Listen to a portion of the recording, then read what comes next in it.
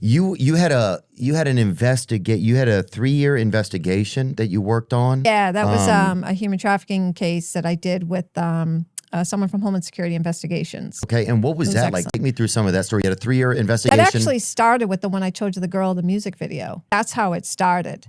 And we got a call to Children's Hospital in Boston, saying this girl there said she was raped in Rhode Island. Oh. I think she was 15 maybe, or 16. That's how that case started. And then we found out all she had was a nickname. It wasn't even a guy's real name.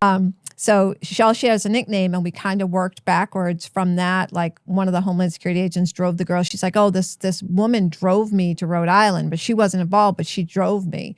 And this is where she lived. That's where I had to meet her. So the Homeland Security guy started driving around, and he saw the car in the neighborhood and got the license plate. So then I start looking on my end, because he doesn't have access to Boston police reports. I start looking for the license plate and a car that matches her description, because we don't know if it's exact. And I find a car, but it's a guy's name. But then I start looking through reports with someone for that last name. And then I found a woman with that last name and with her first name, because she told me she knew the woman's first name. All we had was a first name and a red car. So then I find the last name in the car registration, find old reports with this woman with their first name, the same last name. And we're like, oh shit, that we pull up we did a photo array to show the girl, and she's like, that's her.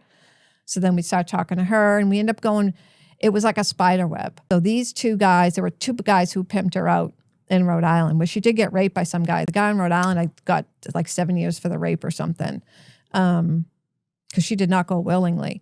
And those two guys worked for another pimp, and he had women, I think he was in his late 20s, and he had, I think like 11 baby mamas and like 17 kids or 14 kids, something crazy. But he had like 27, 28 victims, girls that worked for him over a period of time, including a bottom bitch. She's like the girl that works for him who recruits girls and is basically in charge of everything, collecting the money, whatever. She works herself too, usually, the bottom bitch. But that took like 3 years, because we were like in Maine, New York. These girls went to New Jersey. They went to Vegas, California. They would drive. They would drive to Vegas and work and then drive back. But he had all these women working for him, and he was very, very violent. Like, he would beat the shit out of the girls. He would pee on them, stole their shoes, their licenses, their cell phones, so they couldn't call home. Like I said, some of these girls came from like messed up places.